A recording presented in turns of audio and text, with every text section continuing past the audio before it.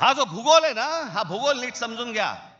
हे वाढवण बंदरापासून तिकडे वरती जे आहे ना, त्याला लगेच लागून गुजरात आहे. यांचं पहिल्यापासूनचं डोक्यामध्ये जे होतं ना, की मुंबई गुजरातला न्यायची.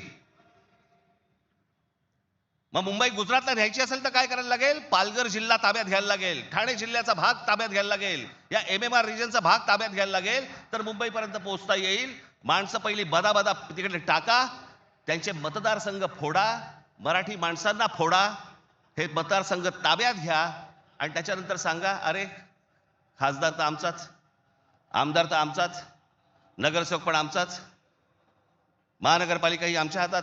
हे सगळं करून मुंबई गुजरातला कशी जोडता येईल याच्यासाठीचे हे सगळे लॉंग टर्म प्लॅन सगळे सुरू आहेत. आणि आम्ही बेसावत, आमच्यामध्ये जाती जातीपातीमध्ये भांडणं लावली जात आहेत. हा मराठा, हा ओबीसी, हा अजून कोणी. एकदा मुंबई हातात गेली ना बाबानो, महाराष्ट्र झारखंडपेक्षा काही वेगळा करणार नाहीत. हे मुंबई ही तुमची राजधानी आहे, मुंबई ही तुमची ताकद आहे.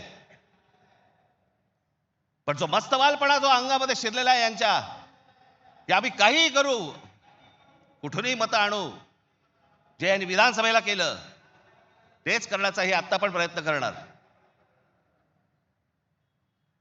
आमच्यावरती भ्रष्टाचाराचे आरोप करतायत. काय बोलताय काय तुम्ही? देवेंद्र फडणवीस ज्यावेळेला मुख्यमंत्री होते त्यावेळेला यांनी छगन भुजबळांना जेलमध्ये टाकलं होतं, हो की नाही?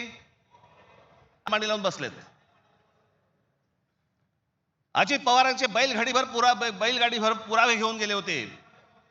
काय किती 70 का 80,000 कोटीचा काहीतरी घोटाळा, त्याच्याबद्दल पुरावे बैलगाडीतनं घेऊन गेले होते. आता काय सांगतायत?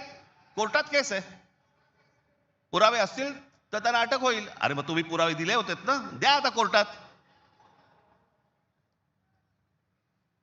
ही सगळी बाहेरून सगळी माणसं आणायची, इथे भरायची, तुमचा टक्का कमी करायचा, तुमचं अस्तित्व घालवायचं. इथे येऊन ह्यांची माणसं मिळणार, इथे उत्तर भारतातलं माणसं येणार आणि म्हणणार इथे तुम्हाला. काल एक कोणतरी उत्तर भारतातला माणूस बोलवता म्हणे, मुंबईमध्ये म्हणे नोकऱ्या जर घ्यायच्या असतील महानगरपालिकेमध्ये तर इथल्या स्थानिकांना, उत्तर भारतीय लोकांना दिल्या पाहिजेत. हे बाहेरून येणारे म्हणे कोल्हापूर, सातारा, सांगलीवरनं येणारी माणसं हे बाहेरच्या लोकांना द्यायची नाहीत म्हणून. बाहेरची लोक म्हणजे आमच्या सातारा, कोल्हापूर, सांगलीमध्ये येणारी आता हे बाहेरची लोक झाली आणि हे आतले.